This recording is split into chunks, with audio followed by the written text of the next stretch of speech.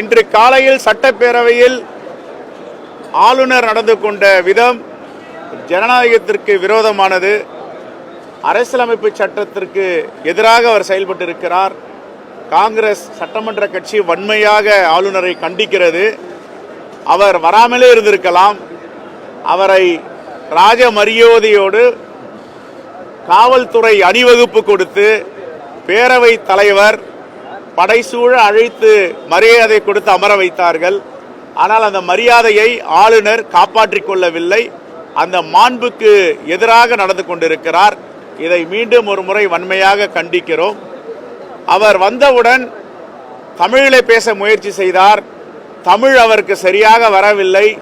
மோடி எப்படி திருக்குறளை படிக்கிறாரோ, மோடி எப்படி கவிதைகளை படிக்கிறாரோ அப்படி தப்பு தப்பாக தமிழிலே பேசினார். தவறான உச்சரிப்பை செய்தார். அதற்கு பிறகு தேசிய கீதம் இசைக்கவில்லை. இதை மிகப்பெரிய குறையாக சொன்னார். இரண்டாவது, இதில் எழுதி இருப்பதையெல்லாம் என்னுடைய மனசாட்சிக்கு ஏற்றுக்கொள்ளவில்லை, என்னால் படிக்க இயலாது என்று சொன்னார்.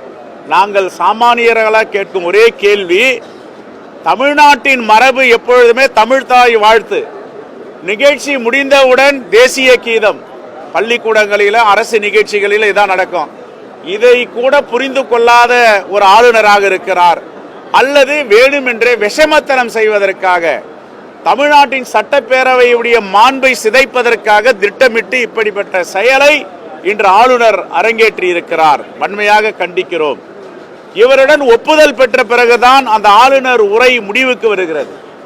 ஒப்புதல் பெற போகும்பொழுது இந்த பத்திகள் எனக்கு பிடிக்கவில்லை, இது ஒரு எதிரான சிந்தனை உருவாக்குகிறது, இதையெல்லாம் நான் படிக்க மாட்டேன் என்று கூறியிருக்கலாம்.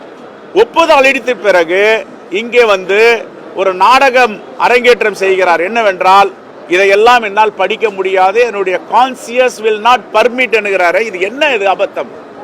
நான் மாண்பு முதலமைச்சரிடம் கேட்பது, இந்த ஆளுநரை மாற்றும் வரை தெலுங்கானாவில் எப்படி ஆளுநர் உரை இல்லாமல் சட்டப்பேரவையை நடத்தினார்களோ அதே போன்று அடுத்த ஆண்டு இவர் நீடிப்பதற்கு வாய்ப்பில்லை, பிஜேபி அரசாங்க அமைவதற்கும் வாய்ப்பில்லை. இனிவரும் காலங்களில் இப்படி நடைமுறைப்படுத்தினால் இதை மாண்புமிகு முதலமைச்சர் அவர்கள் இப்படிப்பட்ட ஒரு அவலங்களை அகற்ற வேண்டும். இப்படிப்பட்டவர்களுக்கு இடம் கொடுக்க கூடாது. மாண்போடு நடத்துகிறார்கள் ஆளுநரை. தொடர்ந்து அவர் ஜனநாயகத்தை பாதுகாப்பதில் தவறுகிறார், ஜனநாயகத்திற்கு எதிராக செயல்படுகிறார். ஆகவே வன்மையாக காங்கிரஸ் சட்டமன்ற கட்சி கண்டிக்கிறது.